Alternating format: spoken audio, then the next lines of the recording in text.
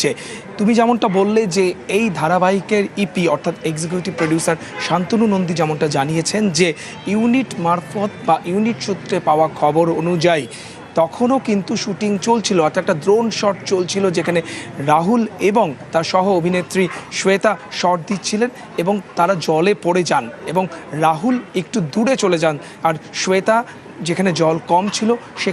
সেখানে দ্রুত উঠে আসেন বা ইউনিটের সদস্যরা তাকে তুলে ফেলেন। তবে রাহুল একটু দূরে চলে যায়, জলের মধ্যে চলে যায়, তাকে তুলে আনার পরই কিন্তু তিনি অসুস্থতা বোধ করেন এবং হাসপাতালে নিয়ে যায় এবং হাসপাতালে তাকে মৃত ঘোষণা করা হয়। আমরা যেটা শুরুতে জানাচ্ছিলাম যে রাহুল অরুণোদয় বন্দ্যোপাধ্যায় শুটিংয়ের পর তিনি ঘুরতে গিয়েছিলেন, জলে নেমেছিলেন, তখন তিনি সেখানে জলে পড়ে যান এবং তাকে ইউনিটের সদস্যরা উদ্ধার করে হাসপাতালে নিয়ে যায়। কিন্তু তার পরবর্তীতে আমরা দেখতে পেলাম যে ইউনিটের